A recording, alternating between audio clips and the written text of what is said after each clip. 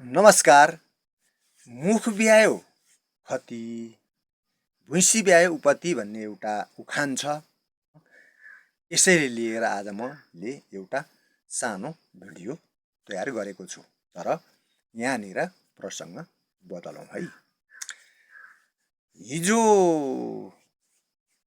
सरकारले नीति तथा कार्यक्रम प्रस्तुत गर्दै गर्दा बालेन्द्र शाह प्रधानमन्त्री उठेर हिँड्नुभयो अनि संसदमा उठेका कुराहरूलाई बालेन्द्र सरकारले उत्तर दिन चाहनु भएन भनेर जताततै यत्रतत्र आइरहेको छ।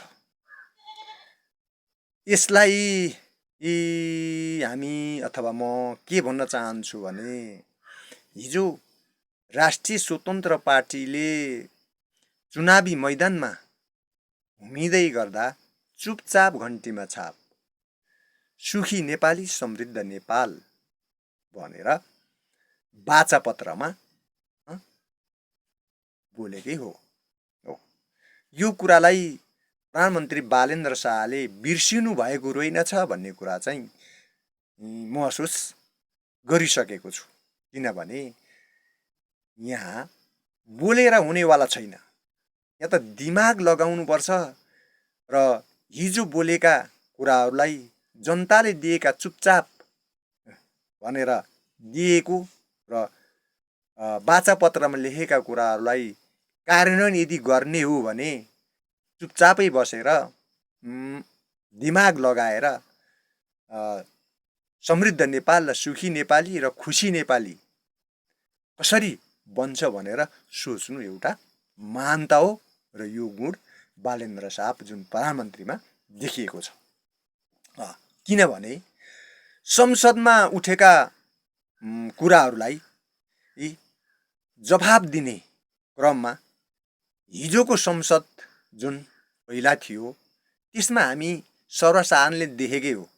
एक पार्टीले अर्को पार्टीलाई आरोप प्रत्यारोप गाली गुलौज गर्ने, सरकार ढाल्ने अनि जस नदिने र अनि त्यसैमा समय खेर फाल्ने, आफू पनि नगर्ने र अरूलाई पनि गर्न नदिने त्यो प्रक्रिया चलेकै हो। तर यो त त्यस्तो छैन। किनभने जनताले 5 वर्षको निमित्त तिमीहरू देश चलाऊ, देश बनाऊ, जनता खुसी पारा भनेर दिएको। त्यसले गर्दा त्यहाँ गएर उत्तर दिएर एक आरोप लाउन पर्ने अवस्था त्यहाँ छैन। किनभने प्रश्नमाथि प्रश्न, कुरामाथि कुरा त्यो त्यसरी नै समय खेर फाल्न विपक्षीहरूले खोजिरहनु भएको कुरालाई हाम्रो प्रधानमन्त्रीले राम्ररी बुझेरै उहाँले उत्तर दिन नचाहनु भएको कुरालाई म एकदम खुसी नै मान्दछु। तर यसो गर्दै गर्दा संसदमा नजाने अनि संसदमा बोलेका कुराहरू नसुन्ने भन्ने चाहिँ हुँदैन। किनभने संसदीय फाँटबाट प्रधानमन्त्री आउनुभएको, संसदबाट नै प्रधानमन्त्री बन्नुभएको। त्यसैले संसदमा उठेका कुराहरूलाई सुन्ने तर त्यसलाई दिमागमा राख्ने र कति देश र जनताको निमित्त जाएछन् कति छैनन् भनेर त्यसलाई केलाउने काम चाहिँ र राम्रालाई कार्यान्वयन गर्ने काम चाहिँ गर्नु पर्छ।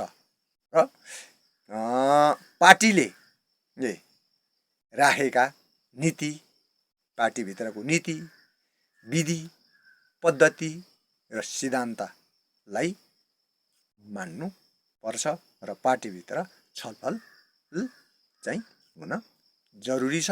किनभने एक्लैले गरेको काम पछिसम्म दिगो हुन सक्दैन भन्ने कुरालाई पनि उहाँले बुझ्नु भएको छ होला। त्यसैले उहाँलाई के अनुरोध गर्न चाहन्छु भने बोलेर होइन, मुख देखाएर होइन, हिजो चुनावी मैदानमा जाँदा राखेका वाचा पत्रहरूको कार्यान्वयन गर्नुस्, सुखी नेपाली बनाउनुस्, समृद्ध नेपाल बनाउनुस्। जनता सदैव तपाईको काममा, तपाईको साथमा छन्। यदि तपाईले नराम्रो गर्नुभयो भने फेरि उही पारा जान सक्ला। त्यसमा होशियार भएर तपाई जनताको निमित्त काम गर्नुस्। सदैव तपाईको निमित्त जनता साथमा रहनेछन्। हस्, नमस्कार।